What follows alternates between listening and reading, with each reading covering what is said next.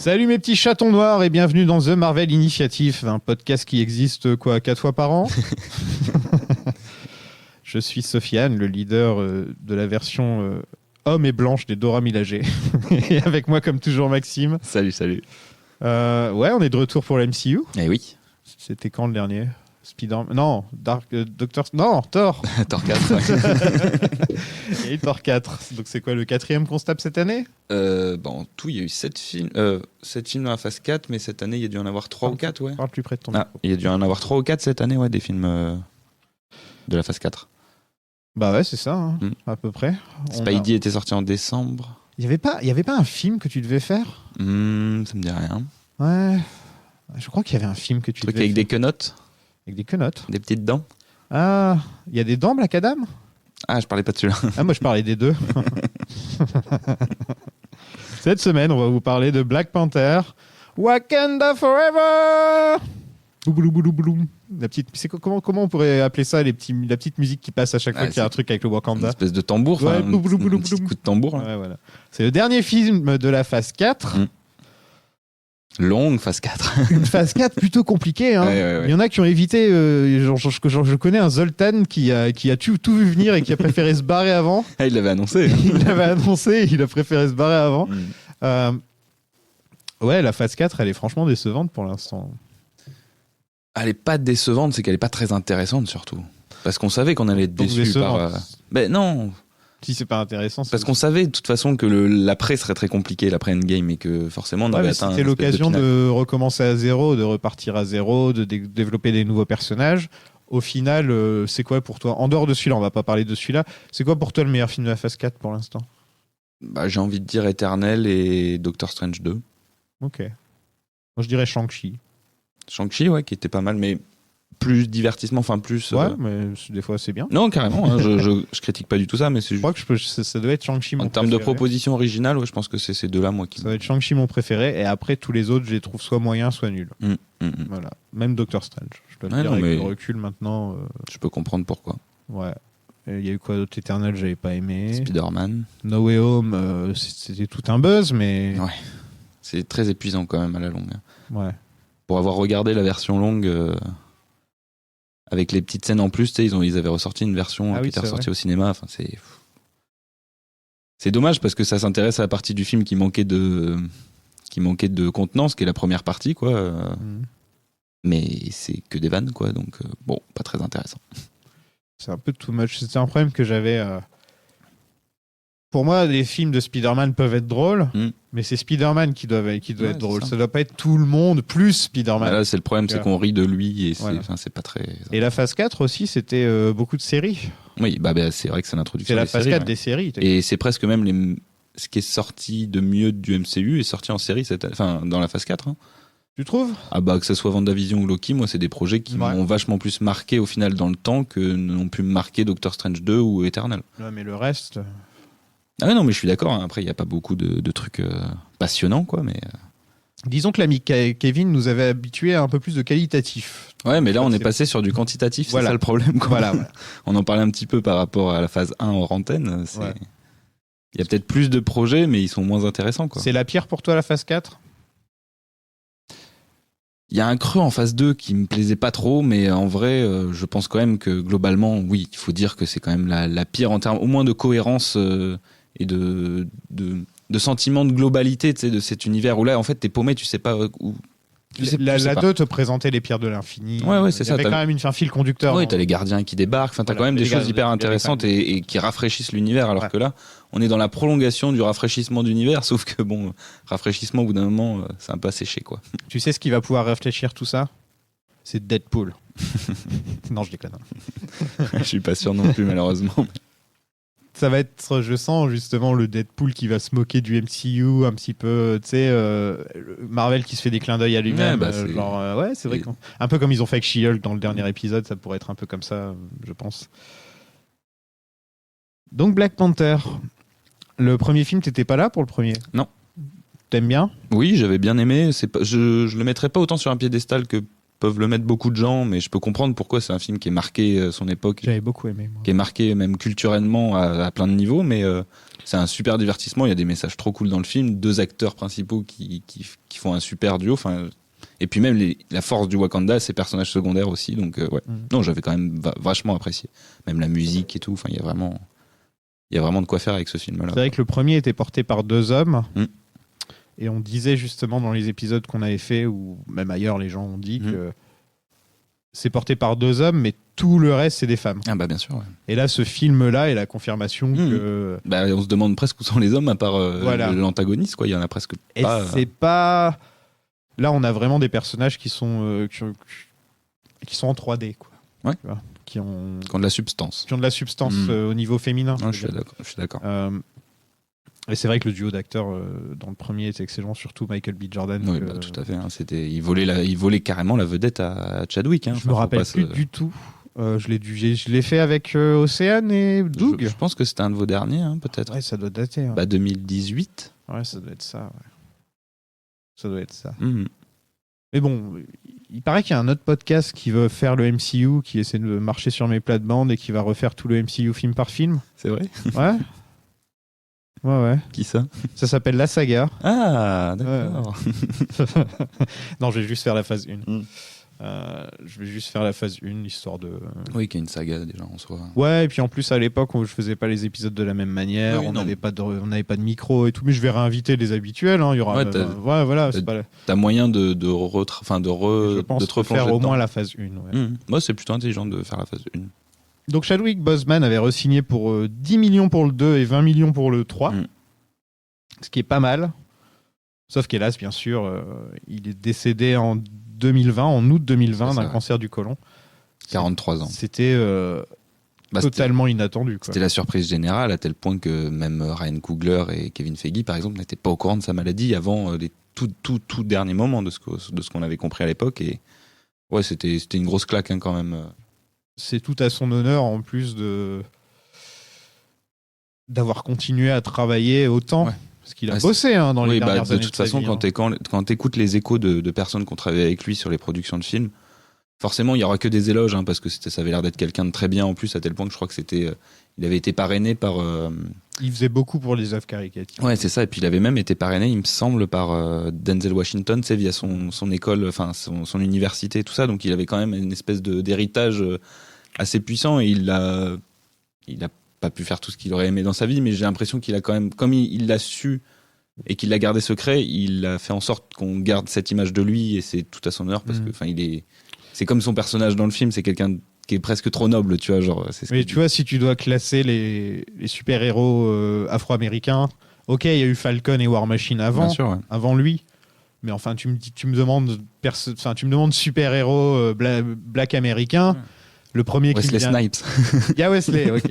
Mais le premier qui va venir à l'esprit, c'est ça. Et Jon Stewart de Green Lantern. Green Lantern qui sera peut-être second, mais on l'a pas encore vu sur grand écran. C'est ça. Donc lui, peut-être le jour où il sera enfin c'est bien dans les adapté, tuyaux, rassure-toi. Mais c'est vrai que Chadwick Boseman avait une sorte de force tranquille, charisme naturel. Ouais, c'est ça, une espèce de côté naturel à incarner ce personnage qui était en retrait quand même. Ah bien sûr, c'est pas le héros de son film. C'est tout dans la retenue, c'est très en retrait. En fait, c'est un peu une page blanche sur laquelle les autres acteurs peuvent jouer un petit peu, je trouve, clairement. Chadwick Boseman. Et c'est vrai que quand on avait dû faire l'épisode, on avait dû dire, au final, c'est pas Black Panther le personnage le plus intéressant. C'est pour ça que j'étais étonné sur Discord, il y a quelqu'un qui disait moi, t'enlèves Black Panther, enfin t'enlèves T'Challa de ce film-là, je ne suis pas intéressé par les autres personnages. Et moi, de mon point de vue, c'était... au contraire, je trouve que ça va permettre aux autres personnages d'être encore plus intéressants. C'est ça. Et c'est des personnages qui, déjà à l'origine, font partie... il y a plus de personnages intéressants dans le premier Black Panther que dans beaucoup de films de Marvel. J'ai presque envie de dire tous. Hein. Ouais. Et là, c'est un vrai cast. À part les Gardiens, où tu avais par exemple une équipe quand même très équilibrée. Ils ont essayé avec Eternals. Ouais, mais ça marche pas du tout de la même manière. Sinon, c'est Guardians, le truc le plus proche, où il y a un grand cast comme ça et tous les personnages sont aussi intéressants les uns que les autres. Mais il y en a plus dans le Wakanda. C'est plus foisonnant. C'est plus... Et c'est ça qui me plaît, moi, dans cet univers. C'est que je trouve que contrairement au reste de Marvel, t'as un sentiment de culture, t'as un sentiment de ça existe. Ouais, de vie cohérente. C'est assez cohérent. Ouais. Et tous les personnages sont là, sont développés. Je veux dire, ils pourraient très bien mettre la moitié moins de personnages et ça fonctionnerait moins, quoi, je trouve. C'était choquant sa mort, on va se dire. Ouais, clairement. Et je suis content qu'ils aient pas décidé de recast. Ouais, c'est un choix qui a été très vite annoncé de toute façon. Par respect, en fait, juste pour lui. Je crois que ça a été en accord avec sa famille qui a refusé, enfin pas refusé, mais qui avait pas l'air partante pour ça. Et c'est pas plus mal parce que quand tu vois ce qui s'est passé avec Leia dans Star Wars, par exemple, ça apporte pas tant de choses que en fait tu peux faire passer les messages de la même manière sans que l'acteur soit là. J'ai dit recast. Oui, mais recast ou réutiliser des images qui n'avaient pas été exploitées en remettant un acteur par-dessous. Tu sais, t'as plein de manières de. Ils auraient pu faire une dernière scène où il dit au revoir et il meurt. Ouais, mais je pense que c'est mieux de la manière dont c'est fait dans le film. Complètement. Faut savoir aussi quand même un minimum être respectueux. Ouais, c'est ça, plus de subtilité, de sincérité dans le message et ça passe par des moyens plus simples en fait que juste des trucs un peu artificiels et qui seraient un peu dérangeant. Et puis au moins sa mort a de l'impact. Si tu le recastes au final, ça va juste gêner les gens dans leur appréciation du film parce qu'ils vont être bloqués par un acteur qui a changé et du coup t'es pas dans le film de la même manière qu'avec l'absence du personnage qui justement marque vachement plus l'esprit, quoi. En fait, l'épisode devrait être un peu plus court que d'habitude parce qu'on est dimanche, on a des trucs à faire après et on n'a pas trop eu le temps de. Enfin, ouais, c'est plus difficile quand les films viennent de sortir que quand on les a déjà, on a le temps de préparer, de faire des recherches, de bien développer l'épisode, etc. Alors que là, on sort du cinéma et ensuite il faut qu'on enregistre et donc c'est forcément plus court quand c'est comme ça. C'est dommage. Ouais. Je préfère, personnellement, je préférerais limite faire ça 6 mois après la sortie des épisodes à chaque fois, ou y retourner 6 mois après, ou ce genre de truc. Parce que, par exemple, quand j'ai vu le film, j'ai plutôt bien aimé. Ouais, t'es sorti plutôt très content. Non, mais moi, c'est la première fois que je te vois comme ça devant un film Marvel depuis un moment, en tout cas. Ouais, ou non, j'ai dit j'ai bien aimé. Et avec deux nuits de passées à y réfléchir, et j'ai pas le même avis que quand j'en suis sorti, quoi, tu vois, par exemple. Et moi, c'est vrai que j'ai eu la chance de le voir 2 fois, donc le film a décanté un peu plus longtemps, même si je l'ai vu sur une période assez courte, mais j'ai changé d'avis plusieurs fois en voyant le film déjà 2 fois, donc c'est vrai que c'est particulier. Donc tu me disais, le co-scénariste, il a fait quoi ? Le co-scénariste a un petit peu été, donc qui bosse avec Ryan Coogler, a été un petit peu débauché par Marvel il y a quelques années pour lancer des projets de script, parce qu'il avait sorti des scripts intéressants avant cela. Et au final, il a surtout fait Black Panther 1, Black Panther 2 avec Ryan Coogler, quelques projets à côté, mais pas des choses connues, quoi. Donc on est sur. Ouais, il s'est fait récupérer dès le biberon par Kevin Feige. Les purs produits du MCU. Ouais. Je trouve ça hallucinant. Il y a des mecs qui. Enfin, ils ont rien fait du tout. Mais ils sortent d'une école ou un truc comme ça. Et directement, Kevin Feige va te les choper, quoi. Pour le lancer sur des projets super importants, qui valent des millions de patates. Pareil avec les réals, les réals aussi. Bien sûr. Un petit film indépendant et hop, il va les. C'était le cas pour Captain America. C'était vraiment la première fois, je crois. Captain Marvel, pardon. Captain Marvel, ouais. Oui. Un budget de 250 millions. Ouais. Donc dans la tranche plutôt élevée du MCU, c'est-à-dire c'est soit 200, soit 250. C'est ça, maintenant on est là-dessus. Là, en l'occurrence, le budget, tu le vois. Oui. Parce qu'il y a beaucoup de scènes en extérieur, avec des décors, avec des... Un peu de studio. Enfin, il y a quand même pas mal de studios, j'ai trouvé, mais tu sens quand même qu'il y a certaines scènes... En tout cas, il y a beaucoup de gens aussi. Oui. Il y a beaucoup de figurants, il y a quand même pas mal de... Enfin, disons que tu le vois un peu plus, je trouve que, je sais pas moi, Black Widow a coûté 250 200, non 200 il me semble que c'était 200. Où est parti l'argent, quoi. Enfin, c'est fou. Oui, non, c'est pas la même chose. Il y a encore quelques petits problèmes et j'étais assez surpris, vu le temps de production qu'a eu le film, de voir encore certains problèmes d'effets spéciaux sur les arrière-plans dans Black Panther, qui était déjà un problème dans Black Panther 1, et de retrouver un peu les mêmes problèmes dans le 2, je sais pas si c'est quelque chose qui t'a marqué, mais les fonds sont souvent très font très toc, quoi. Ils sont très flous et très moche. Enfin, vraiment, ça sort un peu du film, et c'était déjà un problème du premier. C'est un problème de Marvel en général. Oui, bien sûr, mais disons que vu qu'il y a quand même une attention particulière qui est apportée à l'esthétique sur ce film-là, comme sur le premier d'ailleurs. Ouais, mais en même temps, si tu peux rien voir du film... Excuse-moi, mais moi j'ai des lunettes un peu teintées pour pouvoir lire les écrans, tu sais, les lunettes. Donc ça fait que c'est un peu plus... Oui, ça assombrit un chouïa, ouais. Je n'ai rien vu pendant au moins 3/4 du film. Il y a des scènes... Je ne voyais rien, et je te l'ai dit plusieurs fois. Genre, je disais, je ne vois rien, j'avais les yeux plissés et tout, j'essayais de me concentrer. Autant sous l'eau, je peux le comprendre. Autant quand c'est les scènes de nuit en extérieur... Il y a des tonnes de scènes de nuit. Il y en a beaucoup des scènes de nuit, de course-poursuite, de bateaux, de machin. Et je ne voyais rien pendant tout le film. Mais ça, c'est hallucinant qu'on en soit encore là. Je suis le premier à dire... Ouais, mais les scènes dans, par exemple, The Long Night de Game of Thrones et tout, c'est parce que nos télés actuellement, elles sont en mode showing pour montrer dans les magasins. Et il faut faire quelques réglages et tu peux régler ça assez facilement sur tes télés. Tu vois, tu te dis, t'enlèves le motion smoothing, t'enlèves le machin et tu peux commencer à faire le réglage dans tes télés. Mais là, quand c'est sur un grand écran, c'est que c'est fait pour être comme ça. Là, c'est pas un problème de télé, là, on est d'accord. Ah bah non, là, c'est un problème d'étalonnage de base. Mais là, je ne voyais rien pendant tout le film. Mais la scène la plus criante là-dessus, et d'ailleurs, je t'ai vu réagir pendant la séance, c'est la scène où t'as un espèce de travelling avant qui va sur l'eau quand Ramonda et Shuri sont en train de parler au bord de la plage en début de film, qu'elles parlent de leur deuil. Et il sort de l'eau. Et t'as Namor qui sort de l'eau dans cette scène, mais la scène part du coup de la plage et part sur l'eau à une vitesse assez élevée. Et on ne voit rien si ce n'est un tout petit reflet de la lune dans l'eau qui fait que tu comprends qu'en fait il y a de la vitesse et que tu recules, enfin que tu avances du coup. Mais c'est très très particulier que ça soit aussi sombre aussi souvent, quoi. Ouais. Non, c'est abusé. Enfin, je sais pas si toi qui aimes bien Ryan Coogler, est-ce que il a l'habitude d'utiliser autant l'obscurité dans ses films? Parce que je n'ai pas le souvenir que ça soit aussi. Bah écoute, il a fait 2 films avant, hein, donc. 3. Il n'a pas fait que 2. Mais il a fait les 2 Creed. Non, il a fait qu'un Creed. Oui, mais c'est vrai qu'il produit le deuxième. Non, il a fait que 3 films, hein, Coogler. Donc c'est difficile de dire est-ce que c'est pas tout, quoi. C'est vrai. On démarre avec un hommage à T'Challa qui est mort d'une maladie inconnue. Shuri a une cure pour le cancer, mais elle en fait rien. On ne sait pas si c'est le cancer, mais on peut se dire que c'est sûrement comme. En fait, ils sont restés. C'est qu'il peut se battre contre tout, il peut se battre contre Thanos, il peut se battre. Mais il y a certaines choses comme la maladie. Mais c'est bien justifié, je trouve, par le film, parce que justement, tu as le passif du film d'avant qui t'amène le fait qu'ils n'ont plus cette herbe cœur qui permet, je pense, de le soigner d'une maladie sans aucun problème. Je pense que ça pourrait... mais de toute façon, ils en font une synthétique à la fin du film. Donc ils en font une synthétique, mais disons que...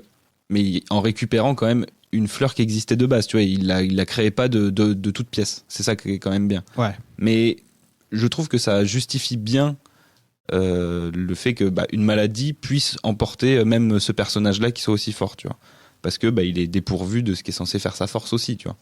Donc et puis ça reste assez flou pour que on puisse très bien comprendre que c'est aussi une référence directe à l'acteur, et c'est plutôt touchant, enfin, qu'on reste dans le flou comme lui est resté dans le flou sur sa maladie, tu vois. Il y a une espèce de forme de respect.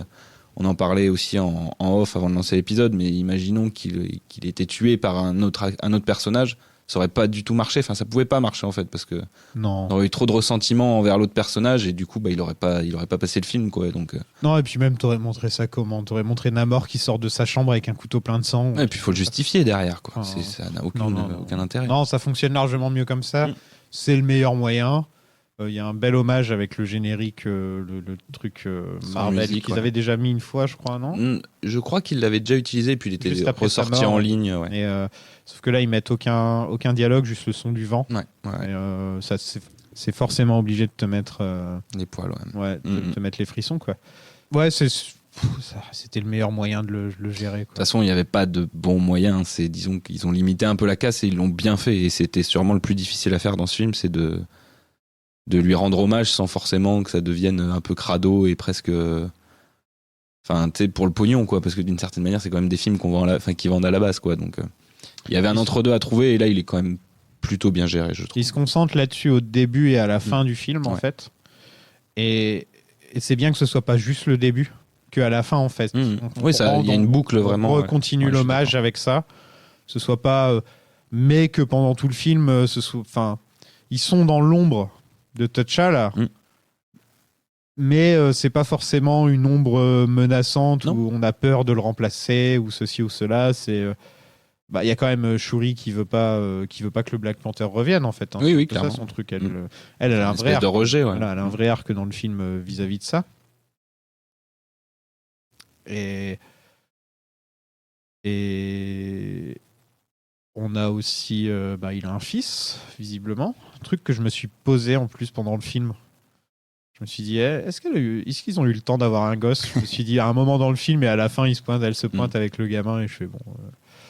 Qui a un grand sourire à la Chadwick Boseman. Et d'ailleurs, en l'ayant vu 2 fois, j'ai remarqué que la scène du coup où Ramonda arrive à Haïti pour retrouver le personnage de Nakia, on voit le fils de T'Challa du coup parmi les enfants qui vont accueillir Ramonda et c'est d'ailleurs un de ceux qui est le plus mis en avant par la caméra, donc c'est marrant qu'il y a ce petit truc qu'on découvre qu'avec la scène post-générique du coup.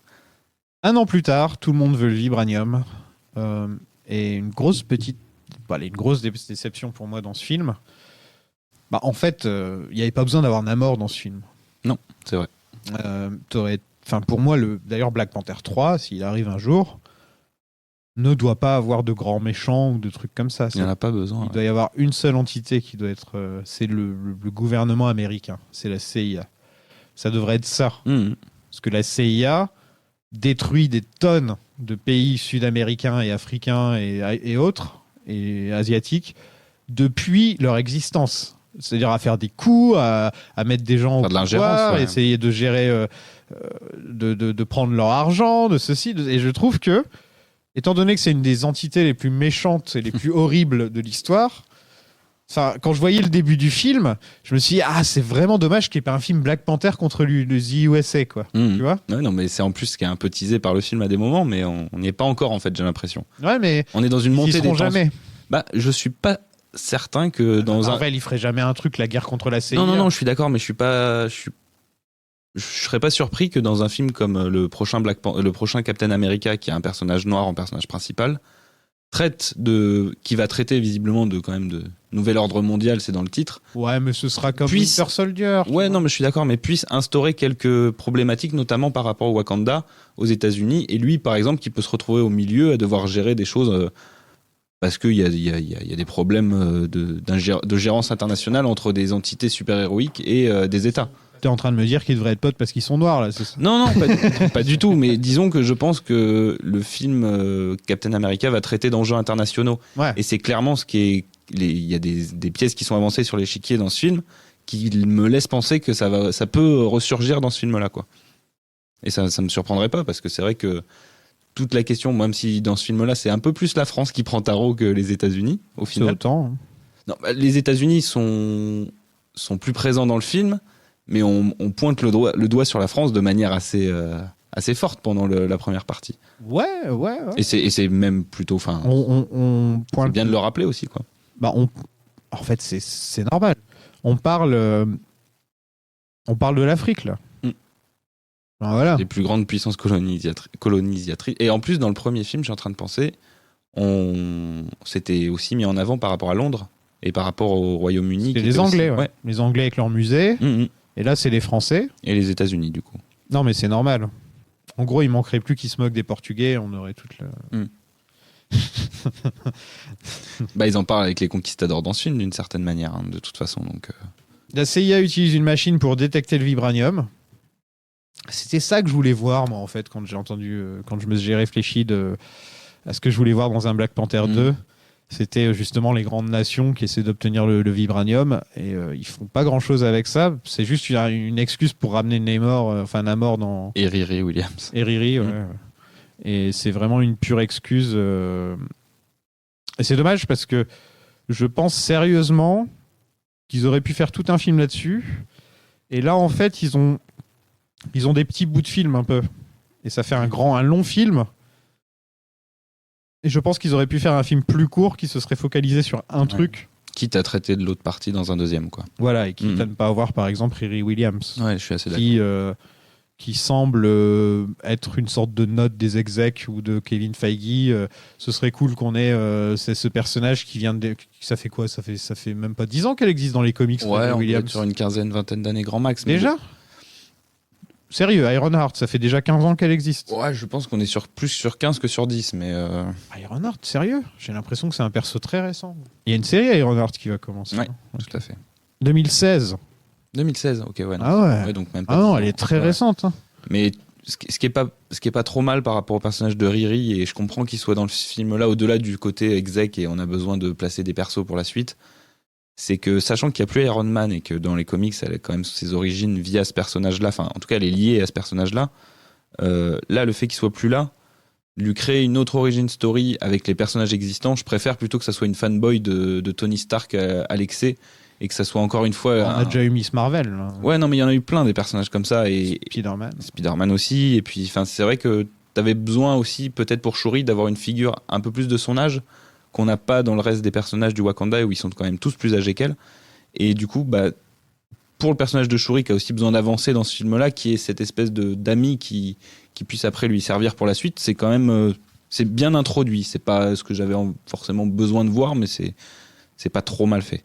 Je pense aussi que, comme avec Killmonger, Coogler aime bien avoir un personnage afro-américain. C'est un film très africain.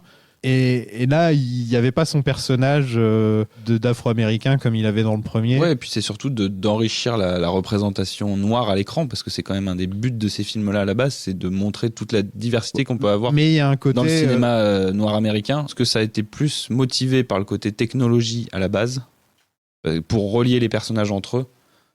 Parce que je vois pas avec qui d'autre ça aurait pu fonctionner, en fait. C'est surtout ça le truc. Ça se trouve, il était fan de Riri Williams et il a décidé de l'ajouter. Ouais, c'est possible aussi. Hein, Mais là, en ce moment, sur cette phase, on a énormément de personnages qui sont des nouveaux personnages. Thor Jane, par exemple. Jane en Thor, c'est très récent comme truc. Oui. Ça date de quoi ? 2015, 2016, pareil. Hein, ouais, c'est 2014, je crois que ça commence. Miss Marvel, cette version de Miss Marvel, c'est assez récent quand même. C'est très récent. Tout à fait, ouais. Je suis sûr que je dois en oublier d'autres, hein, mais Shang-Chi est plus vieux. Hein, je crois. T'as le Moon Knight de l'émir qui est un peu adapté dans la série, qui est aussi assez récent.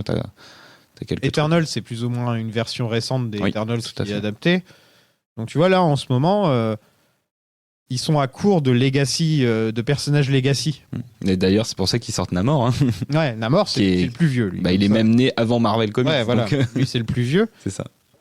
Il était temps qu'il avait... Parce que c'est vrai qu'on n'a pas expliqué, mais Namor, ils n'avaient pas les droits pendant très longtemps, en fait. C'est ça le truc. Tout à fait. Je sais plus qui avait les droits pour Namor. Je sais pas si c'est pas Universal. Qui avait aussi les droits, qui avait encore un droit sur Hulk et tout ça, ouais. Comme s'ils avaient fait un film sur Namor. Ouais. Surtout si... Enfin, là, Namor est réinventé d'une certaine manière, et je pense que si tu avais sorti le personnage de Namor tel quel des pages de comics, ça serait compliqué à introduire dans un film qui ne soit pas relié justement à plein d'autres choses, parce que pour le coup, il manquerait de substance, Namor. Il a besoin d'être dans un environnement avec plein de choses déjà établies, en fait, pour apporter son grain de sel. Tu sais ce qu'on va pas avoir, et ce qui est assez dommage, c'est qu'on va pas avoir Storm et T'Challa ensemble. Non, mais du coup, on va avoir Namor et Sue. Et ça, déjà, c'est pas mal. Et Sue ? Susan Storm. Ah oui. Il est amoureux d'elle. Non, parce que là, on vient de dire 2 Storms d'affilée, donc c'est un peu... Ouais. Mon cerveau, il comprend pas tout. Ouais, ok. Susan Storm, ouais. Mais le truc, c'est que dans les premières histoires, quand Namor a été apporté, petit à petit, il tombe éperdument amoureux de Susan Storm. Monde, hein. Oui, comme beaucoup de gens. Tous les mecs dans les MCU tombent amoureux de Sue. Enfin, dans Marvel, tu veux dire. Ouais, dans Marvel. Ça va venir aussi, mais... Donc ça fait sortir un Namor de son trou.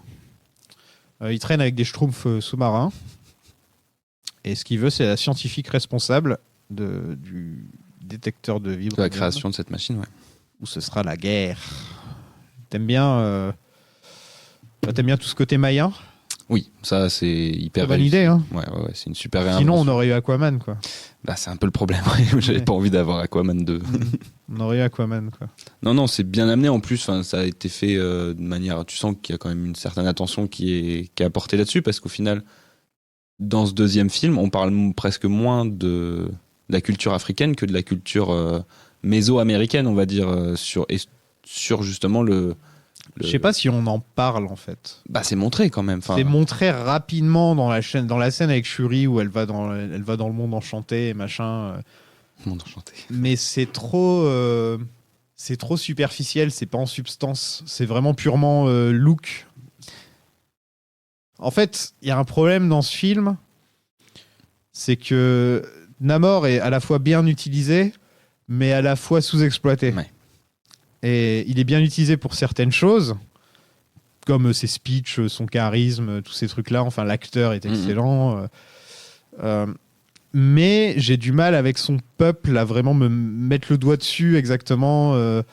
Autant Wakanda, tu peux y croire d'une certaine manière. Autant là, j'ai pas vraiment compris en fait, parce qu'on dit que c'est un mutant, c'est ça ? Ouais. Bah, en lui, se présente comme un mutant en tout cas. Ouais. Sauf que la raison pour laquelle il est pas bleu, c'est parce qu'il a grandi dans le ventre de sa mère avant qu'elle soit transformée. C'est ça. Donc c'est pas vraiment un mutant. Bah, disons que ça a pu créer un gène mutant parce que justement il était encore en développement dans le ventre de sa mère. Et enfin, tu vois, Ils ont mis la phrase là histoire de faire un clin d'œil. Oui, parce que c'est le premier mutant pas autoproclamé, mais proclamé de l'univers Marvel avant qui retconne le truc et qu'il y ait des personnages plus vieux que Namor qui étaient des mutants avant lui. En tout cas, c'est le premier qui est apparu. Apocalypse, pardon, mais oui, c'est le premier mutant, c'est lui. Et il te le replace bien comme il faut là, tu vois. Une question que je me posais, je sais pas ce que t'en penses, c'est sur le fait qu'il y ait du vibranium ailleurs qu'au Wakanda. Qui est un truc logique. Assez intéressant et que je trouve surtout très intéressant par rapport au Wakanda, où tu sens que, notamment, je crois que c'est Okoye qui en parle, que sa perception du coup de tous ces mythes et de toutes les croyances qu'elle peut avoir par rapport au Wakanda, bah tu sens que c'est un peu ébranlé parce qu'ils sont censés avoir ce côté unique via cette pierre ce météore qui est tombé chez eux.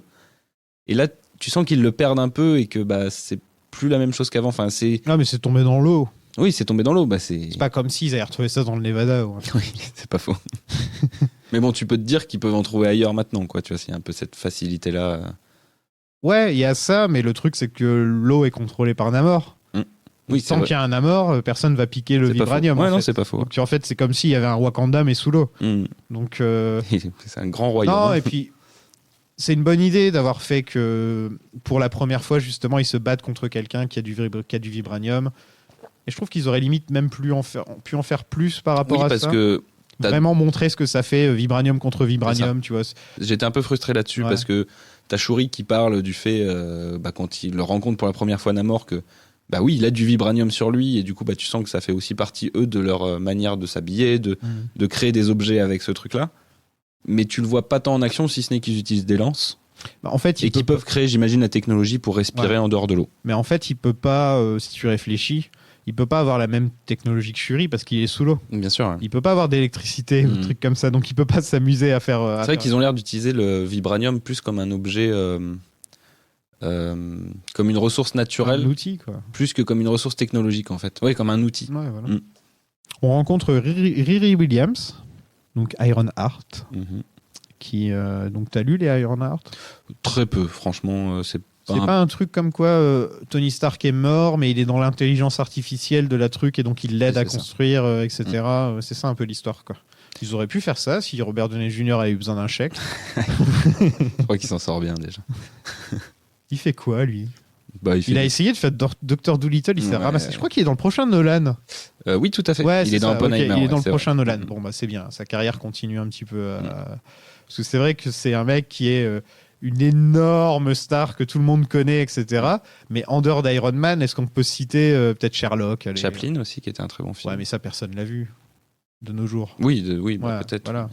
T'as les Sherlock, du coup, qui sont un peu ça. Tu vois, une autre grosse franchise. Il n'a pas eu depuis Iron Man, il n'a pas eu vraiment. Si, après, c'est encore un peu un film un peu plus. Kiss Bang Bang. Ouais, c'est ça. Ouais, mais ça, c'est autre chose. Bah, bien sûr. Moi, je parle d'un gros. Oui, des gros films. Bah, t'as eu ce Dr. Dolittle un peu hybride, bizarre, là. Tu vois, Chris Evans, Chris Hemsworth, je suis sûr qu'il pourrait avoir une petite carrière. Bien que Chris Hemsworth, il fait des mauvais choix quand même. Ghostbusters, Men in Black. Disons que pour le moment, je crois qu'il s'appelle Hacker. J'aime bien, d'ailleurs. c'est que Chris Evans recommence à rejouer les connards, et étant donné qu'il est parfait pour jouer les. C'est marrant parce qu'il jouait le mec le plus lisse du monde dans les MCU, mais ses rôles les plus parfaits, c'est quand il joue les connards. Il est vraiment très très bon à ça. T'avais Scott Pilgrim, t'avais même le... T'avais les... comment ça s'appelait Sex Academy. T'avais même le film de Ryan Johnson où il joue un... Ouais, Knives Out. Très, Qu'est-ce que tu penses de l'arc d'Okoye, qui a une bataille super cool sur un pont, et qui se fait virer des Dora Milaje? Ouais, c'est le personnage, je trouve, le mieux traité du film, avec Namor peut-être, même s'il a quelques défauts Namor, mais Okoye... Je tiens à dire que Shuri est quand même pas bien écrit. Non, Shuri est bien écrite, mais je la trouve meilleure dans la deuxième partie du film que dans la première. J'ai un peu de mal dans la première partie du film avec elle. Mais Okoye est touchante, marrante, badass. Enfin, genre sa scène avec Ramonda quand elle la licencie pas, la démet de son rôle de chef des Dora Milaje, c'est la scène qui m'a tiré une larme du film. Enfin, franchement, c'est très très fort et elle a un arc de...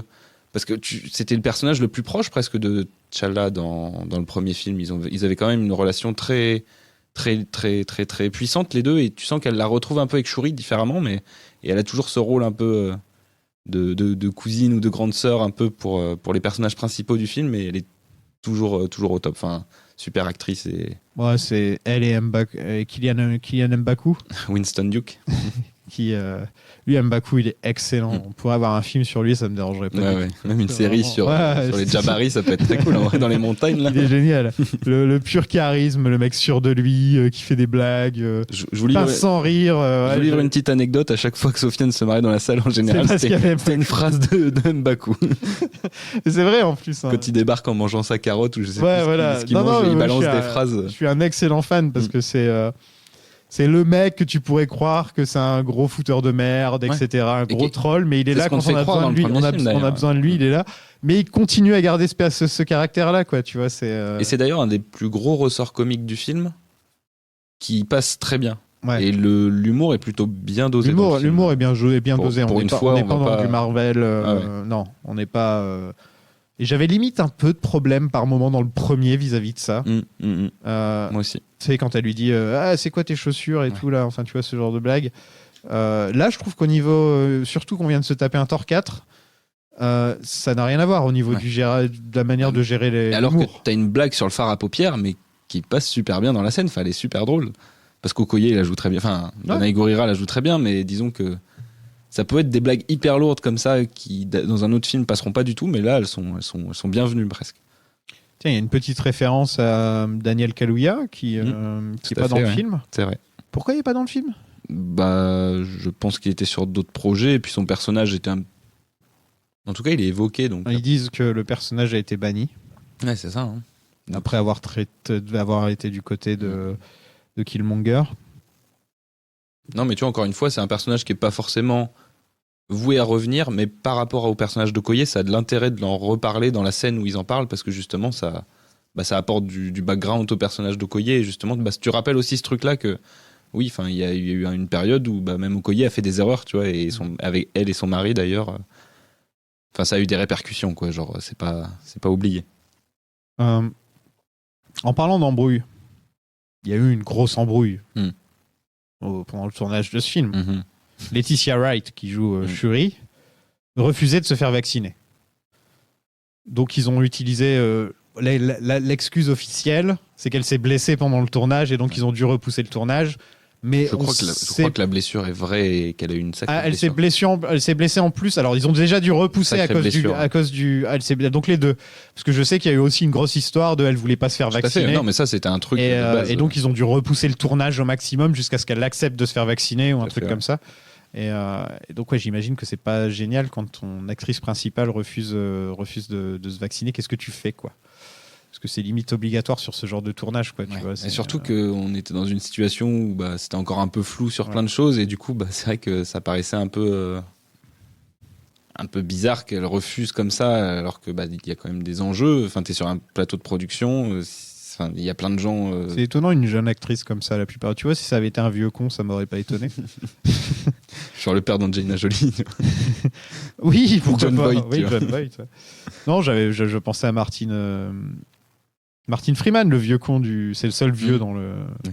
Il a 51, mais il est en couple avec Valentina Allegri de Fontaine, qui est incarnée par Julia Louis-Dreyfus, qui elle est plus vieille par contre. Oui. Elle doit avoir 10 ans de plus. Ouais, au moins 60 ans, je dois avoir 10 ans de plus, je pense. Mais elle a sa mèche violette pour faire Jones. Ouais, Qui est du coup, on en a parlé un petit peu aussi tout à l'heure, c'est peut-être la première fois qu'elle a un vrai rôle dans un film, parce qu'elle apparaissait dans une scène post-générique et après dans des séries Marvel, donc c'est la première fois qu'elle est vraiment introduite, et bon, tu sens qu'elle va avoir de l'importance pour la suite et qu'elle va prendre un peu le rôle de Nick Fury, mais côté négatif de la chose, quoi.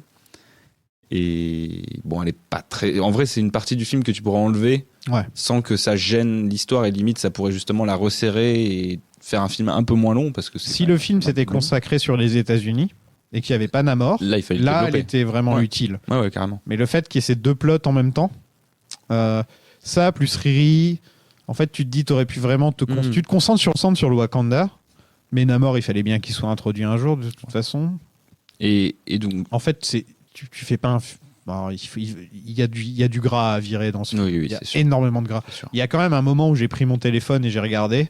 Et je fais, il y a qu'une heure de film qui est passée là. Parce que c'est un film qui fait beaucoup de blabla. C'est un film qui est. Enfin, les gens se plaignent. De nos jours, les films comme Thor et tout, c'est que de la bagarre et on se fait chier, il y en a pas etc. tant que ça dans ce film. Alors que dans ce film-là, c'est essentiellement une étude du deuil. Ouais. C'est essentiellement une étude du deuil, une étude de ce que c'est, de reprendre le flambeau, de perdre ta mère, de perdre ton frère. Question d'héritage. Il y a un auditeur qui demandait sur Discord si on trouvait pas que la mort de la mère était de trop. Non, rabaisser la mort de Chadwick Boseman. Je me suis dit, non, pas vraiment. Non, je comprends pourquoi ils la font mourir à ce moment-là du film pour le personnage de Shuri, parce que tu as aussi besoin de lui apporter aussi de... Ouais, et puis Angela, elle surjouait trop, donc il fallait la virer. Non, elle surjouait pas, Angela, elle est à fond. Comment Mais... Non, mais c'est vrai qu'elle est tout le temps en train de gueuler. Oui. Elle en fait des tonnes, donc ça fait la maman africaine, je comprends, mais... C'est une reine, enfin, je trouve qu'elle a une carrure de reine. Oui, ça, il n'y a pas de problème à ce niveau-là. Les scènes au début aux Nations Unies, elles sont... Ouais, elle pourrait être dans le clip Remember the Time de Michael Jackson. Ouais, c'est ça, elle a de la carrure, enfin, elle a de la prestance. C'est juste qu'elle... de toute façon... le nombre, toutes les femmes dans ce film déchirent, quoi. C'est vrai qu'on n'a pas. La pauvre Lupita, qui est toujours excellente, de toute façon, il n'y a pas de problème. Qui est sous-exploitée un peu dans sous-exploitée complètement. Qui arrive un peu tard, en fait. Qui arrive tard. Mais son personnage, le problème de son personnage, c'est que c'est un personnage un peu banal, en fait. Non. C'est l'espionne, quoi. Je suis pas d'accord. Je pense que son problème, c'est la relation qu'elle avait avec T'Challa dans le premier film, en fait, qui était floue. Ouais. Et du coup, qui fait que là, quand elle revient, déjà, elle arrive tard dans le film. Tu te demandes pourquoi elle n'est pas là aux obsèques. Enfin, tu sens qu'elle est absente, parce que, moi, c'était mon personnage préféré du premier film. Personnellement, je la trouvais trop cool. Mais c'est parce que t'aimes bien Lupita, ça aurait été notre actrice. Hors de ça, j'aime beaucoup le personnage de Nakia dans les comics Black Panther. Okay. Et du coup, forcément, tu sais, t'as une attente de la voir revenir. Elle est sur les affiches, elle est sur les promos. Enfin, elle est quand même bien mise en avant, Lupita Nyong'o. Et elle arrive un peu tard, et c'est dommage parce que tu sens qu'elle a des choses à dire, notamment sur son deuil de Black Panther, elle aussi, parce qu'elle ne le vit pas de la même manière. C'est son mari, presque. Enfin, c'est son homme, quoi. Et ça arrive un peu tard, c'est un peu frustrant. Ouais, et comme tu disais, ça souffre. Dans le film précédent, c'est son ex. Ils ont une relation, ils sont encore très liés, mais ils sont plus ensemble, parce qu'en fait, chacun a pris des directions un peu différentes. Lui, il a le poids du pouvoir qui fait que il a ses responsabilités, il doit, entre guillemets, être à 24 heures sur 24 sur le sujet. Et elle veut pas non plus devenir juste une personne de la cour, parce que tu sens qu'elle a quand même un espèce de... Pas un rejet du Wakanda, mais elle a besoin de s'en éloigner et de faire d'autres choses. C'est pour ça qu'elle est espionne, qu'elle va à travers le monde, et que maintenant, elle est même basée en Haïti, et elle fait sa vie là-bas presque. Enfin, elle a recréé une vie, une bulle en dehors du Wakanda, quoi. Haïti, c'est un très bon choix. Ouais. Et d'ailleurs, il y a plein de symboliques autour de ça. Ouais, le fait que le gamin s'appelle Toussaint, d'ailleurs, je te l'ai dit direct. Oui. Je fais, c'est un bon choix, ça, Toussaint. Comme je disais, j'ai vécu en Guadeloupe, c'était à l'époque des 100 ans ou 150 ans de la fin de l'esclavage, ou un truc comme ça, j'étais petit. Et donc, j'avais beaucoup entendu parler de Toussaint l'ouverture et des trucs comme ça, des révoltes d'esclaves dans les Antilles et tout. Et c'est très intéressant, et on n'en parle pas vraiment, même dans nos bouquins d'histoire à nous, alors que c'est quand même francophone, c'est quand même ça a lancé le mouvement dans les îles, quoi, tu vois. Et au final, Au final, c'est bien, c'est un bon petit... C'est très Cooglerien, quoi. Oui. C'est très Cooglerien. Non, mais tu as aussi besoin de ce genre de personnes qui puissent aussi te ramener des références que un public différent n'aura pas et justement le pousser à se renseigner dessus aussi un peu, c'est bien. Ouais. Avoir un peu d'ouverture le jour de la Toussaint. Alors, il y a une scène que je pense qu'on peut virer en entier, et c'est une scène très longue. C'est toutes les scènes dans le labo où elle refait l'herbe et tout. Ouais. Et l'autre, elle fait son armure en même temps et ils font les armures. Le training montage. Ils font les armures pour Okoye et tout. Voilà, c'est du Creed. Hein. Oui. Mais je trouve que c'est trop long et ça enlève la surprise au final. Oui, tout à fait. De voir Ironheart se pointer, de voir leur armure dégueulasse là où Dora Milaje. Enfin, dégueulasse. Je sais pas si elles sont dégueulasses, mais disons qu'elles font vraiment. Bon, elles font animer quoi. Je trouve pas qu'elles ont un petit côté. Même Riri Williams, même son armure à elle fait très. Elle fait très Jap animation des années carrément. 80, quoi. Tu vois. Ouais. Mais c'est que ça fait presque trop lisse. Enfin, ça me matche pas avec le reste en fait de ce qu'on t'a présenté, je trouve, en termes de juste de combat des Wakandais et tout ça. Ouais, mais vois tu sens que Shuri va amener sa patte aussi, tu vois, genre c'est. Je vois ce que Coogler veut dire. Coogler, en fait, ce qu'il veut te montrer dans ce film-là, c'est que il faut mélanger la technologie avec la tradition. Que les deux, le futur et le passé, doivent vivre ensemble. Et donc c'est tout le but du film, c'est de te parler de ça en fait. C'est de dire à Shuri, sors un peu de tes ordinateurs, va brûler tes tenues le jour un an après le deuil, il faut que tu brûles la tenue de l'enterrement, ce genre de tradition. Le côté spirituel en fait. Ouais, voilà. C'est ça. Allier le côté spirituel au côté technologique pour justement trouver un équilibre et pas être que dans l'un ou que dans l'autre. Tout à fait. Tu sais que le film a été censuré en Chine ? Eh oui. À cause d'un bisou. Oui. C'est un peu la vraiment un quart de seconde encore une fois. Oui. Surtout qu'elle lui dit... Enfin, c'est la seule scène du film qui te fait comprendre qu'ils sont ensemble parce qu'ils ont une autre scène où elles parlent, les deux Dora Milaje, dont une qui est jouée par Michaela Coel, là, qui jouait dans I May Destroy You. Moi, je suis désolé, mais tu me mets des femmes chauves habillées pareil, j'ai un peu du mal à savoir qui est qui au bout d'un moment. Sans déconner. Je connais quelques actrices, du coup, genre, je l'ai reconnue et puis je crois qu'il n'y a pas une qui s'appelle Ayo ou un truc comme ça. C'est la nouvelle chef des Dora Milaje. Voilà, elle, je m'en souviens. Mais sinon, c'est vrai que les autres, je n'ai pas forcément. Mais il y a une seule scène de dialogue où tu comprends qu'elles vivent ensemble, en fait, mais c'est vrai et elles s'embrassent, du coup, où il y a un petit mot tendre d'échanger, mais il y a vraiment. Elles sont toutes grandes aussi, non ? Oui. Ouais. Un des trucs je pense que Michaela Coel est peut-être la plus petite des Dora Milaje du casting. C'est la nouvelle en fait, celle qui a les petits poignards que lui donne Shuri. Ça c'est dans les comics les Dora Milaje ? Ah oui, tout à fait, oui. Ouais. Ah bah oui, c'est la garde royale avec en fait. Le même look et tout. Et en tenue rouge comme ça, ouais. C'est une très bonne idée. Ah, elles sont trop cool. C'est une des meilleures idées. Ouais. La petite phrase d'Okoye sur la lance là quand elles sont dans la base au Mali, c'est trop cool aussi. Bon, Okoye de toute façon, elle a les meilleures scènes d'action. Parce que les scènes d'action sont pas géniales dans ce film. En fait, elles sont très banales. Enfin, c'est là où dans le premier film, t'avais un petit peu d'originalité sur la mise en scène et sur 2-3 trucs, notamment la scène de combat au début sur la fontaine, là, qui revient d'ailleurs dans le film un peu plus sur tard. La Valentina. Oui, si tu veux, la Valentina des fontaines. Mais c'est un peu décevant sur ce point de vue-là, je trouve, de la part de Coogler. Bah écoute, parce que le premier film, t'as la scène du trône qui se renverse avec. Oui, mais ça c'est un plan, je veux dire. Ouais, mais enfin, tu sais, t'as des plans iconiques qui restent, t'en as pas trop dans ce film-là, je trouve. T'as pas de grandes scènes un peu. À la limite, c'est avec Namor qu'il y a des scènes un peu comme ça, ou celle où il descend un peu dans la pénombre, dans l'obscurité. Il fait trop nuit, on voit rien. Ouais, mais quand ils sont sous l'eau, je peux le comprendre parce que la lumière est pas censée aller très profond sous l'eau. Enfin, tu sais, t'es censé être quand même dans l'obscurité sous l'eau, et en fait. Comment il y a des petites sirènes noires alors ? Des petites sirènes noires ? Bah ouais. Il y a une petite sirène noire là bientôt qui va sortir. Si la lumière passe pas dans l'eau, comment est-ce qu'elle est noire ? Je me pose trop de questions. Peut-être qu'elle vit dans des eaux. C'est Disney. Elle vit dans des eaux peu profondes aux Caraïbes, je ne sais pas. Vous parlez des batailles et des trucs comme ça. Il y a une bataille avec un gros bateau. En vrai, moi personnellement, je préférerais qu'il n'y ait aucune scène d'action. Oui, c'est... Que ce soit une pure... Parce qu'en fait, c'est ça qui fait Coogler, là, dans ses films. Il fait des études de personnages. Tu vois ? Il se penche vraiment sur le personnage, un peu comme Iron Man 3 se penchait sur Robert Downey Jr. sur Iron Man, tu vois. C'est... il n'y en a pas assez des films comme ça dans le MCU, des films qui vraiment se posent et discutent. Tu vois, genre, on se pose et on parle, tu vois. Et ça, c'est intéressant. Je sais que pour la plupart des gens, ça va être chiant comme la pluie. Mais... Mais quand tu vois les scènes d'action qu'on nous propose dans le MCU, je me dis, en fait, tu pourrais régler tout ça. Par des bonnes discussions autour d'une table, quoi. Une bonne conversation, tu mets 2-3 scènes d'action par-ci par-là, mais t'es pas obligé d'avoir la grosse bagarre. Ah, là, ça fait vraiment. Tu sens qu'il y a encore une fois, enfin, on le dit à chaque fois et c'est un peu fatigant en fait à la longue de devoir le redire, mais le cahier des charges avec la grosse bataille finale, avec le gros bâtiment principal où forcément tout le monde va être dessus, faut le défendre, ça s'attaque. À côté, t'as les deux personnages principaux qui s'affrontent un petit peu en décalé. Et du coup, il n'y a pas de MacGuffin dans ce film. C'est vrai qu'il n'y a pas de MacGuffin. Ce qui est plutôt rare. T'as l'Airbucker quand même qui est au centre du film et qui est un truc. Il n'y a pas un objet que les deux veulent se battre pour l'objet en fait, quoi. Mais même dans le premier film, j'ai pas l'impression que Ryan Coogler soit intéressé par ce genre de truc. En fait, je pense pas que. Il est pas dans ce genre de manière d'écrire. Parce mais là, ça fait quelques temps qu'on n'a pas eu de MacGuffin. Thor 4, il y a quand même. La gamine. Oui, bah non, mais enfin, pas la gamine, mais disons que t'as quand même plein d'éléments dans le film qu'il faut rechercher, que ça soit.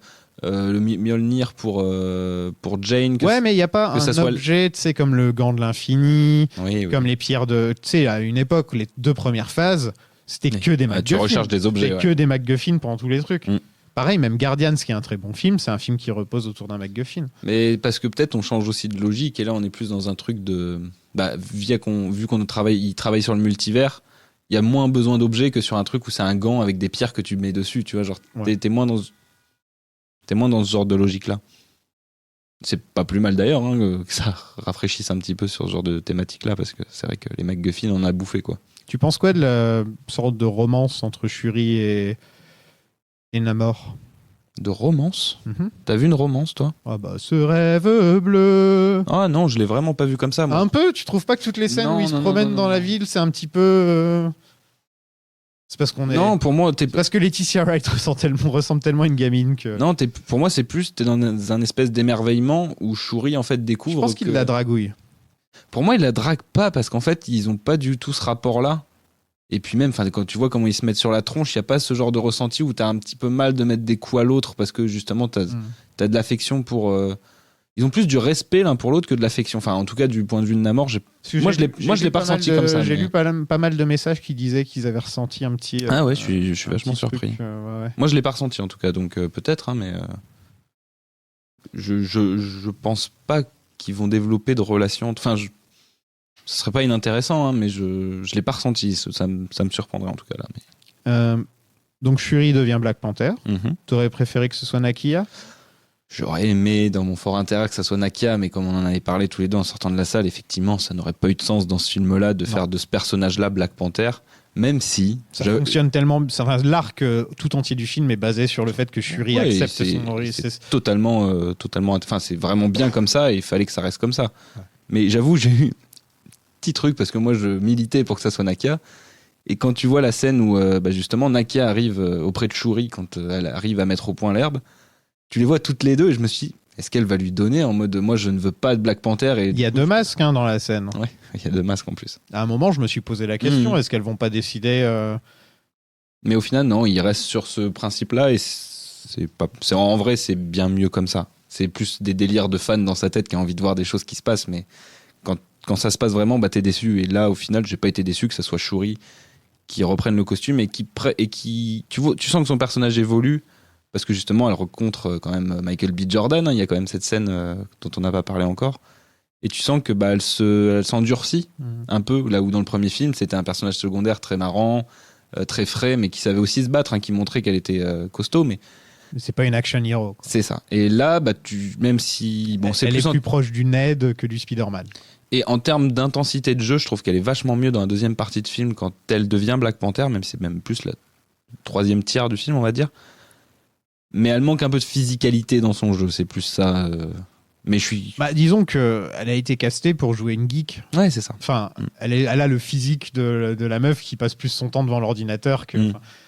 Letitia Wright, c'est le genre d'actrice qui fera toujours jeune enfant, quoi, dans son style. Elle fait très. Une morphologie très fine, voilà, très enfantine. Très fine. Ça se voit beaucoup dans le costume d'ailleurs, où elle est vraiment, vraiment toute fine. En tout cas, le choix, c'était soit Nakia, soit on ressuscite Killmonger et aller en voiture Simone. Ouais, ils auraient pu, dans un monde, mettre Okoye aussi, mais... Okoye, ça aurait été trop cool. Bah oui, ça aurait été cool. mais en vrai, après, c'est plus une question de logique par rapport au côté royauté aussi du Wakanda qui fait que ça n'a pas trop de cohérence. M'Baku, tout à fait. Faut trouver un gros costume. Tiens, en parlant de Killmonger, on parlait de Killmonger, là. C'était un moment que j'attendais pendant tout le film. Ils n'ont pas Chadwick, donc forcément, quand elle va aller dans les... Il était annoncé. C'est une très très bonne raison, en fait. C'est presque un peu court. Ouais, mais tu vois, c'est genre, elle s'attend à voir son père, son frère, son père, sa mère, tu vois, quelqu'un comme ça. Et elle voit son cousin. Le Black Panther guerrier. Ouais. Celui qui partait en guerre, celui qui se laissait pas faire, celui qui était contre le reste du monde. Parce qui était dans la vengeance. Dans la vengeance, il y a tout ce côté-là qui est mis en avant. Et donc, Coogler l'a très bien amené. Très très bien amené. C'est pas genre juste hey, salut, je suis Killmonger et on a cette petite scène. Ça fonctionne avec les thèmes du film. Et c'est un plaisir de revoir Michael B. Jordan, je vais pas mentir. Et c'est presque une des scènes les plus visuelles aussi. Parce que t'as les flammes qui arrivent au bout d'un moment autour d'eux, ils sont dans la salle du trône, enfin il y a un truc un peu, tu sens que t'es dans un côté pas cauchemar mais t'es dans une vision, donc il y a quand même un côté réalité déformée autour, et l'échange marche bien dans cet environnement là, enfin c'était cool, et ça faisait plaisir de revoir Michael B. Jordan parce que c'est vrai qu'il avait quand même marqué le premier film de son empreinte quoi. Puis c'est l'acteur fétiche de Ryan Coogler aussi quoi, donc. Ouais, il est dans tous ses films. Ah oui. Ouais. Il y a une membre de la tribu de Namor qui s'appelle Namora. Voilà. Tu disais que c'était sa cousine? J'ai pas vu cette info. Non, c'est la cousine de Sirena dans Pirates des Caraïbes. Les auditeurs de la saga seront... M'Baku devient roi? Oui, ça c'est bien. Ouais. C'est cool. Très certainement. Hein. Ouais, c'est lui le roi. C'est clairement... Enfin, pour moi, c'est explicite. J'ai hâte de voir quand il va se pointer aux Nations Unies et tout. Hein. En faisant ouh, en arrivant comme ça, en se tapant sur le torse. Ouais. Non, mais disons qu'il a dès le premier film, t'avais quand même cet aspect autour de ce personnage-là qui avait cette envie de pouvoir et qui en même temps était très respectueux de tout ce qui fait des traditions et de tout ce qui fait le Wakanda. Et là, tu sens qu'il a aussi atteint peut-être un niveau un peu plus de sérénité, où il est moins dans le ressentiment, notamment par rapport à T'Challa qui est parti et qui s'occupe un petit peu de Shuri via la promesse qu'il a fait à T'Challa. Et du coup, il paraît un peu plus sage et un peu plus... même s'il reste brut, il paraît plus sage. Et je vois pas Shuri en reine. Elle a pas cette envergure-là. Son personnage n'a pas cette envergure-là. C'est plus une geek, justement, voilà, qui va bosser sur son costume et qui va défendre le Wakanda, mais qui va pas le représenter de manière officielle, si ce n'est en tant que princesse. Et je pense qu'elle est plus dans ce titre-là, ça lui va mieux que reine. Enfin, je pense pas qu'elle fonctionnerait dans cette position-là. Je sais pas. Bah, bonne question. Mais M'Baku, là au moins, s'il y a une guerre avec les États-Unis, tu peux être sûr qu'il va pas se laisser faire. Non, quoi. c'est clair. Alors là, c'est peut-être même lui qui va la commencer. On a donc, on en a parlé, on a le petit frère on a le fils de T'Challa, qui a le grand sourire à la Chadwick Boseman. Ouais, il a une bouille, franchement, il est touchant juste parce qu'il a ce petit côté qu'avait Chadwick, ouais, c'est vrai. Tu penses que ça va être quoi la suite pour Black Panther, toi? Bah, j'aimerais bien. La prochaine fois qu'on va la voir, ça va être dans les Avengers ou des trucs comme ça? Ou ils vont préparer un 3 d'ici là? Je pense pas que le 3 sera annoncé d'ici là. Et est-ce que Coogler a envie de revenir aussi? C'est ça le truc. Parce que c'est quand même son bébé. Hein. C'est son bébé et je pense que, il en a beaucoup parlé en interview pour la promotion du film, c'est que ça a été extrêmement dur pour lui d'écrire le scénario de ce deuxième film après la mort de Chadwick, parce que il avait des plans à la base qui étaient justement d'explorer le deuil, mais de Chadwick, du personnage de Black Panther absent pendant 5 ans avec le blip. Donc d'avoir vraiment des répercussions importantes. Putain, ça aurait été bien. D'avoir des répercussions importantes sur qu'est-ce qui s'est passé au Wakanda en l'absence de son roi, et en fait le sentiment presque de culpabilité de Chadwick de revenir, de T'Challa, pardon, de revenir après 5 ans et de voir l'état dans lequel il a laissé en son absence, en fait. Et donc le deuil de son absence plus les répercussions de son retour, avec son retour. Et Namor devait être dans le film déjà de base, et du coup peut-être se confronter avec, à la place de Shuri, avec avec comment il s'appelle, Namor du coup.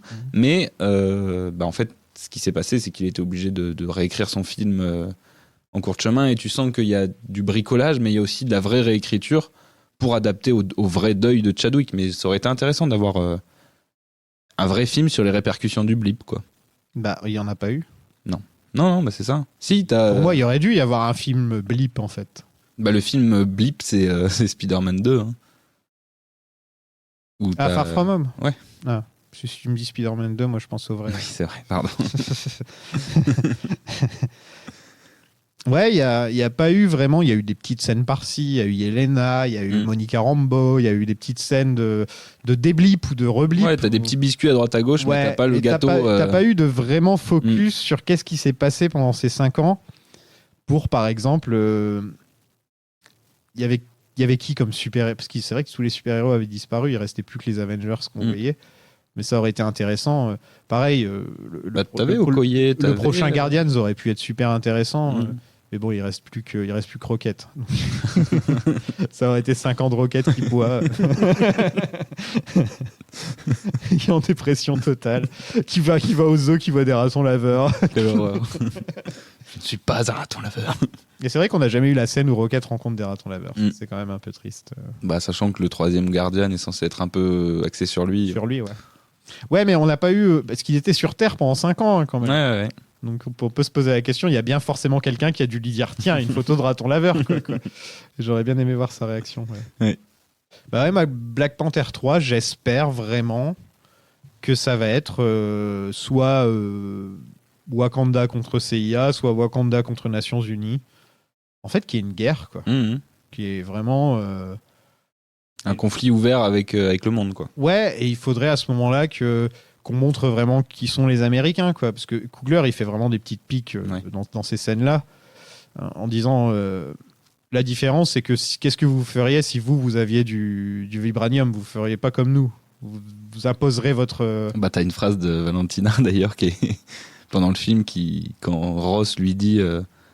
Mais t'imagines si les États-Unis, enfin une nation comme les États-Unis avait tout le vibranium, elle fait mais j'en rêve en fait, tu vois, genre avec un petit sourire machiavélique, c'est un peu caricatural, mais tu sens un petit peu le message qu'il peut y avoir derrière, justement, si une grande puissance comme les États-Unis se retrouvait dans cette position-là, quoi. Si un certain Harrison Ford avec une moustache se retrouvait avec du vibranium, parce que ça va être lui le grand personnage qui représente les États-Unis maintenant, je pense.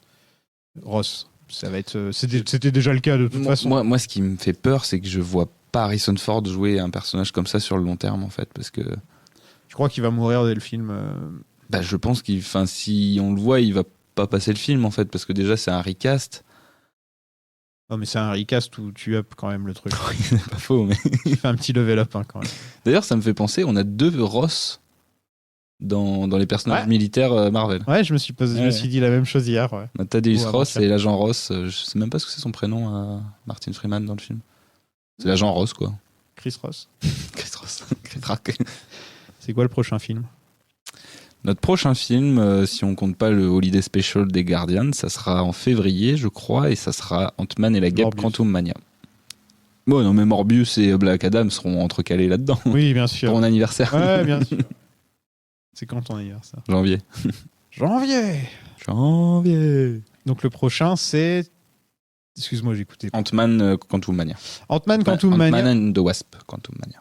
Ant-Man and the Wasp Quantum Mania, qui a un nom de catch, enfin de combat de catch. Quantum Mania. Quantum Mania. Oui, c'est vrai. Donc on va voir Kang.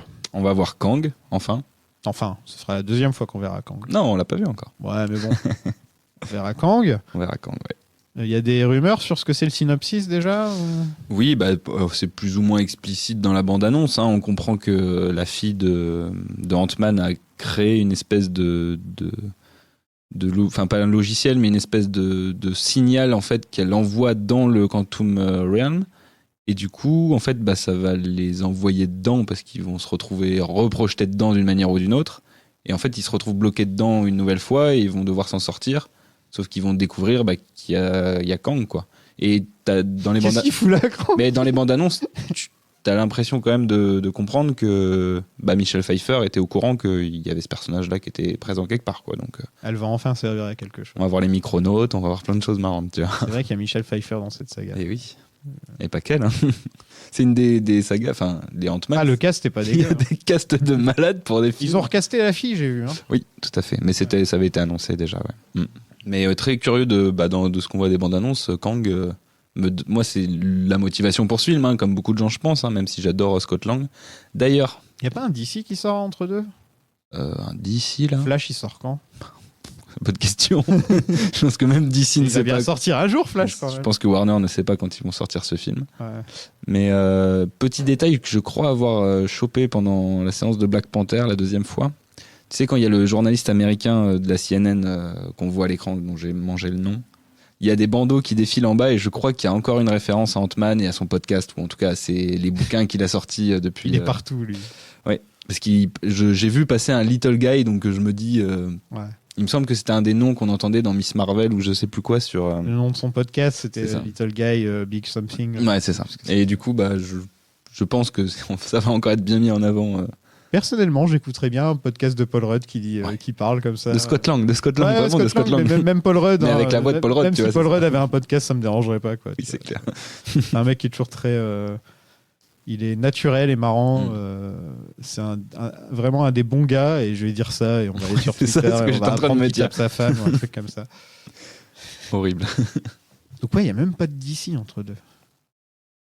Qu'est-ce qu'ils font? Warner est un peu dans la sauce. Hein. Ça a marché, Black Adam? Non. Je crois que ça a chuté en deuxième semaine, hein, si je me trompe pas. Ouais. Qu'est-ce qu'il y a? Je viens de voir le prochain film d'ici qu'on va se taper. Vas-y. Shazam 2. Oh, ça peut être marrant, Shazam 2. T'as pas vu la bande-annonce, toi? Ah non, j'ai pas vu. La rage des dieux.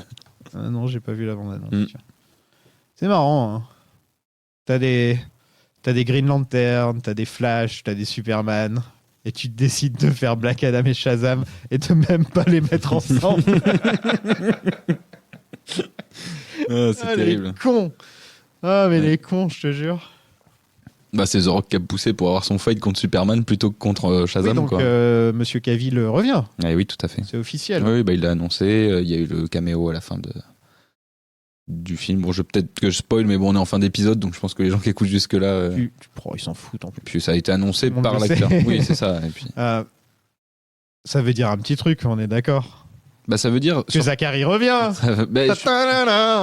Pas sûr, hein, parce que sort le champagne, c'est James Gunn qui du coup devient un directeur créatif à la Kevin Feige de DC. Ouais. Avec un ça veut dire qu'on va coller au Superman des comics déjà, quoi. Si c'est James Gunn qui gère un petit peu derrière. Et tu vois dans la note d'intention, en tout cas, bon, c'est pour le film Black Adam, donc je sais pas jusqu'à quel point ça va rester comme ça, mais la musique qu'ils utilisent pour le retour de Superman, la couleur de son costume. On n'est pas sur un retour de Zack Snyder, hein. On n'est pas sur un retour du Zack. Hein. Tu te rappelles quand Whedon avait utilisé ce thème aussi et pareil, il avait utilisé le thème de Batman des années 80. Alors que Zack Snyder avait son thème pour son Superman, qui était très beau d'ailleurs. Enfin, ah oui. Le thème de la musique de Man of Steel est super. Sans Zimmer, là, magnifique. Mais...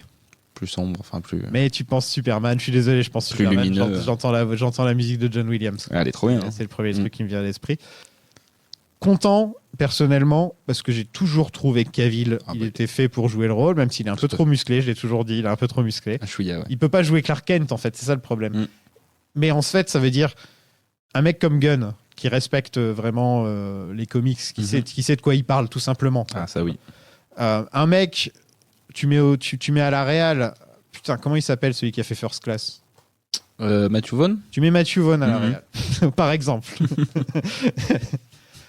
Non, Matthew Vaughn, c'est trop énergique pour être Superman. Je sais pas pourquoi j'ai pensé à lui, mais il doit bien avoir un réal qui traîne, qui peut bien faire ça. Hein.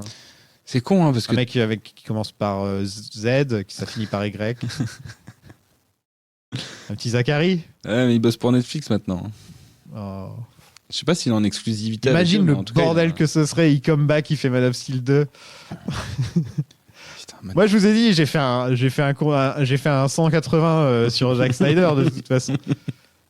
De la haine à l'amour, il n'y a qu'un pas. Non, je détestais. En fait, j'ai rien contre le mec, mais c'est juste il s'était attaqué à 2 personnages que j'aime beaucoup. Et que pour moi, son style ne fonctionnait pas avec ce qu'il voulait faire. Par contre, en tant que personne, et vis-à-vis de tout ce qu'il a vécu avec Justice League et tout ce bordel, tu peux avoir de l'empathie. Je suis obligé d'avoir un peu de sympathie pour le mec, quoi, tu vois. Donc, peut-être pas de la sympathie, mais au moins un peu d'empathie pour ce qu'il a traversé, quoi. Voilà, après, j'oublierai toujours pas qu'il a dit que Batman devrait se faire violer dans les douches et ce genre de trucs en prison. Ça fait oublier des déclarations. Par exemple, hein, c'est juste un exemple qui me vient à l'esprit. Mais en tout cas, de voir cette sorte de renaissance qu'il a eu avec Justice League et tout le monde qui était plus ou moins de son côté, même les critiques étaient plus ou moins de son côté. Oui, mais tu pouvais pas lui en vouloir en fait de pouvoir sortir le film qu'il avait écrit de base, quoi. Enfin, c'est... Donc s'il revient pour Man of Steel, ça me dérangerait pas. Par contre, là en l'occurrence, faudrait qu'il ait un scénariste qui s'adapte mieux à Superman que ce qu'on a eu dans Man of Steel. Soit un scénariste qui s'adapte mieux, soit une manière d'ancrer le personnage dans un univers qui soit pas un univers aussi terne et sombre en fait, où justement que ça soit lui qui amène la lumière dans cet univers-là. Il a le droit de sourire. Et pas lui qui cache la lumière d'une certaine manière en se mettant devant le soleil, tu vois, genre... Oui, il puisse sourire déjà, parce que enfin, c'est un personnage lumineux, Superman, et qui a besoin de lumière, justement. Enfin, c'est... Tu peux pas en faire C'est intéressant d'en faire un personnage qui commence comme dans Man of Steel. Son logo, c'est censé vouloir dire espoir. Espoir, quoi. Tu peux pas avoir un personnage. C'est la souris qui marche plus. Le studio nous lâche. Mais complètement. Le micro lâche, la souris lâche. Moi, je lâche. Désolé pour cet épisode assez court. Mais c'est déjà bien qu'on le fasse, parce que franchement, j'en ai marre de ces conneries. Non, je rigole. C'est juste que la phase 4 m'a vraiment pas chauffé. C'était un peu épuisant. DC m'a pas chauffé. Même The Batman... The Suicide Squad était The Batman, bien. j'ai jamais eu aucune envie de le revoir depuis la sortie. Je pense que c'est le meilleur film de super-héros de cette année, quand même. Tic-tac, tic-tac. Ouais. Qui est trop long aussi, hein, par moment. Mais... C'est ça le problème que j'ai avec. Ouais, je suis d'accord. C'est ça le problème que j'ai avec. C'est la même chose avec Black Panther d'une certaine Mon cousin m'a dit, je me suis lancé le nouveau Batman. Lui, c'est pas un énorme cinéphile. Et, tout. Et il me dit, il se passe rien. Je me suis endormi au bout de 20 minutes. Aïe. Et il dit, j'ai regardé les 20 minutes d'après. En fait, il s'endort toutes les 20 minutes. Il regarde la suite tous les jours. Il regarde. Ça lui fait une petite sitcom à regarder tous les jours. Il se regarde son petit Batman. Petit épisode de 20 minutes. Et si, quand même, une petite pensée... je pense qu'on peut en parler ici pour Kevin Conroy qui nous a quittés ah oui, monsieur Conroy. cette semaine. Qui était la voix emblématique de Batou quand même. Hein. I am the night. I am vengeance. I am Batman. Ah, la classe. Eh oui. Il y a toujours un Patreon. Il y a du monde. Il y a du monde, on est 200 maintenant. Et sur le Patreon, vous pouvez trouver tous nos épisodes sur les séries Marvel. Et on en a fait plein depuis la dernière fois. On a même fait des séries d'ici. Hein. Ouais, on a fait quoi là? Peacemaker, on a fait Peacemaker, je l'ai déjà mis en ligne. Toutes les séries Marvel Studios, oui, c'est vrai que c'était déjà sorti. Ouais. C'est vrai que j'ai oublié de sortir le reste. Voilà, on doit être sur Moon Knight, on doit être sur She-Hulk, dans les séries qu'on n'a pas. On a fait Moon Knight, Miss Marvel. Miss Marvel. On n'a rien fait sur la mini-série sur Groot. Non, c'est vrai. Je pense que c'est pas plus mal, mais. Un jour, on en parlera. Ouais, non, je suis pas sûr. Et à 300 patous, 400 patous, c'est Morbius. Morbius et Black Adam. Allez, salut, à la prochaine tout le monde. Salut.